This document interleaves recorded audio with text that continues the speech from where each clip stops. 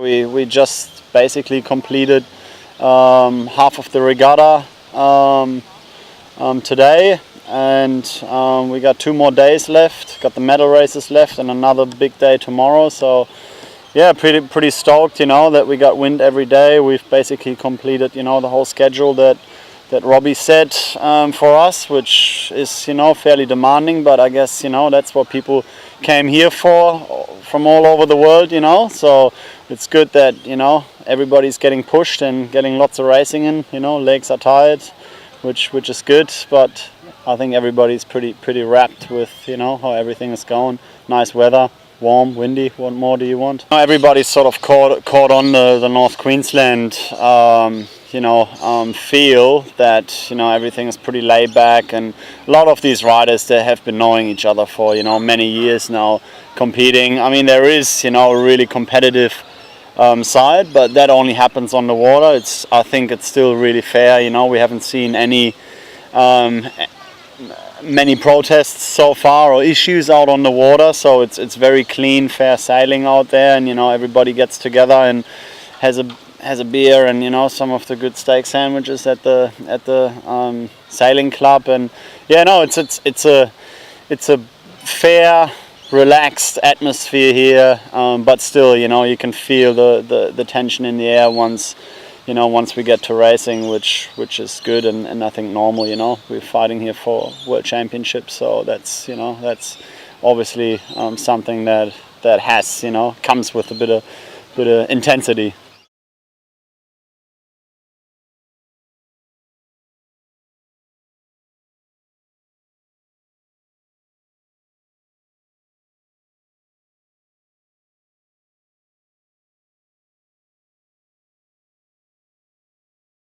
All right, here we are.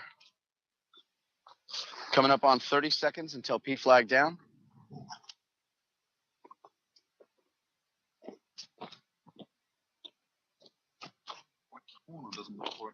Yeah, he's having trouble with his wingtip. That's Theo. 20 seconds till P flag down.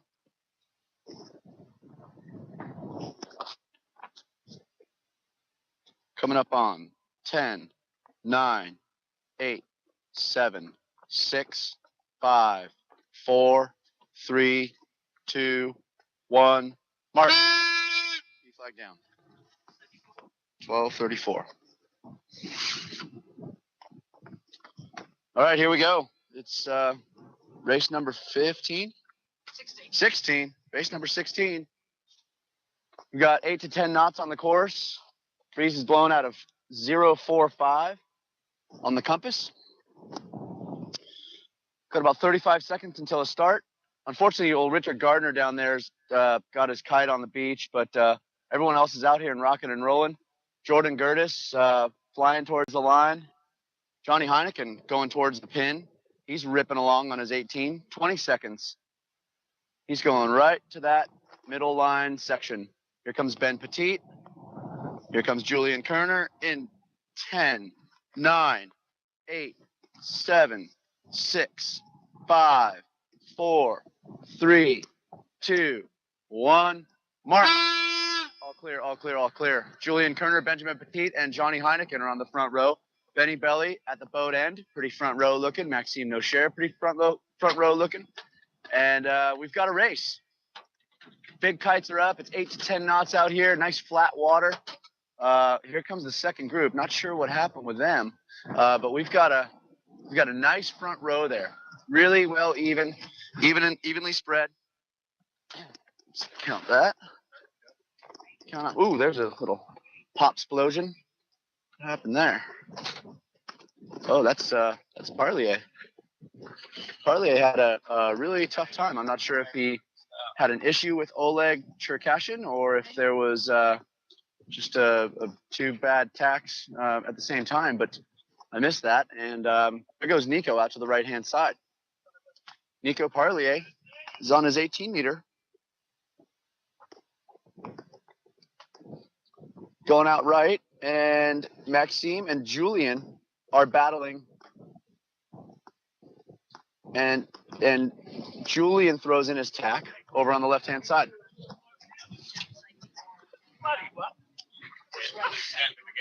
Maxime's on that green kite, a Joker 18.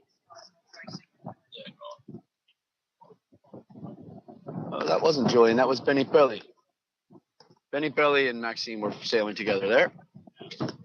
I just assumed Benny was on the right-hand side, but look at him. He's playing in the middle of the course.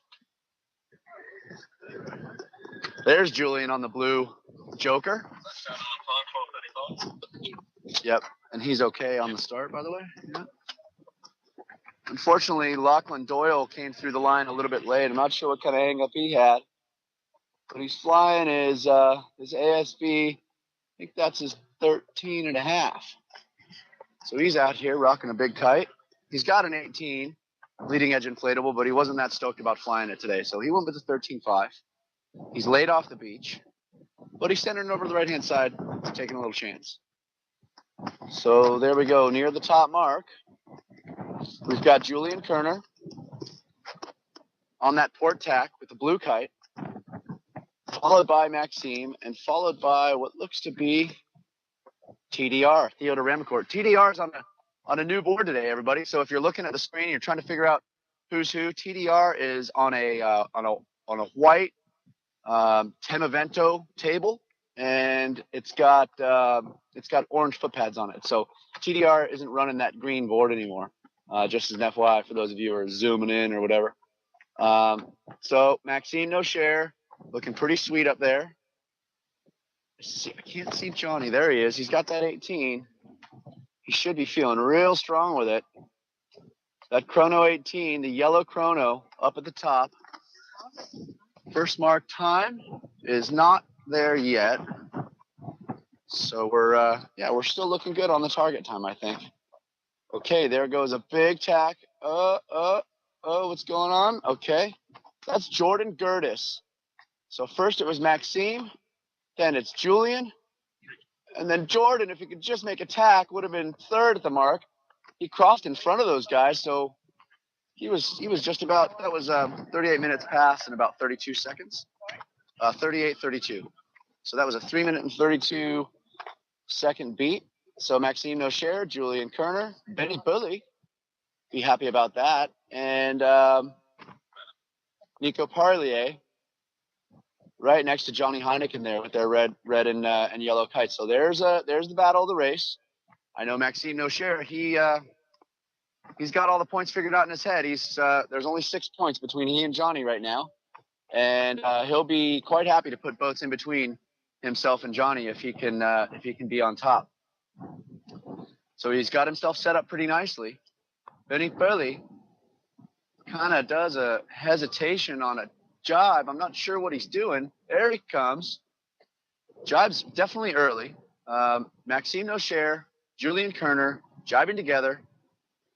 God, that's a sight when they jibe together like that. Here comes another jibe together situation. Nico and Johnny. Johnny explodes a little bit. Johnny stacks in his jibe. Not sure if that was a touchdown or if it was a kind of a bobble. But it'd be interesting to see where that little battle shakes itself out to be. We've got Johnny Heineken and Nico Parlier. But in front, coming into the gate, we've got Maxime no share and Julian Kerner. They're speaking French to each other. They're letting each other know they're there. Maxime no share rounds. Julian Kerner right behind him. Wow, look at that rounding. Those guys are super dialed, super comfortable in all their maneuvers. Maxime goes for a little adjustment on his main sheet. Julian Kerner has his tension dialed. And he sends it low and tries to go the low and fast mode. Benny Belly, not bad. Hey, look at that. He's going to take the right-hand turn and go out to the left-hand side. Oh, Withington's coming in with a little, oop, okay, that's good. You got in front of TDR. TDR and Withington rounding together. That'll be a good battle to watch this race. And then right behind those two is Damien Leroy, the man himself. Followed by Jordan Gertis. Man, Jordan basically was first at that top mark. He just had to huck his tack right in front of those guys. He could have made it. So good for him. He'll be happy with that. He's got that crazy upwind foil that he talks about. There goes Benjamin Petit. He's going over to the left-hand side. So it seems like most sailors are going out right. A lot of people took that left-hand turn, except for Benny Belly, who took that right-hand turn, and he's still hanging out on the left-hand side. Let's see what happens with him. Left-hand side didn't work out too well for Johnny last time. It seemed like the middle was a little bit better. Not sure. I may have missed a situation where Johnny had a bad tack up there or something like that, but I think it might have just been the shift. Just didn't quite work out, but I may have missed that in my view. So there the guys are on the right-hand side. Maxime tacks, Julian tacks, Nico tacks, Johnny tacks, and they're all on that starboard ley line, I think. I think they can make it from there. That's got to be a hard ley line to call that far out. The breeze is building. I'd say we're up to kind of like an 11 knots situation. Definitely consistent around the course. Still nice flat water. So this is probably what is otherwise known as butter conditions. Real sweet out here. The temperature's nice. Wind feels consistent. It's just slowly building. It's been slowly building all morning. And there's a nice little battle up top. Let's see what happens. It looks like Nico and Julian are kind of at each other right now. Nico and Julian are just neck and neck. Maxime has stepped out, and he's around the mark. And boom, there he goes. There goes Julian, and there goes Nico with a little bit of a funny situation happening there.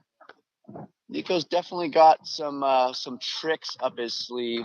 I'm not sure that trick was totally landed, but for those of you who watched some of the racing yesterday, and those of you who haven't, you should probably have a look at some of Nico's maneuvers.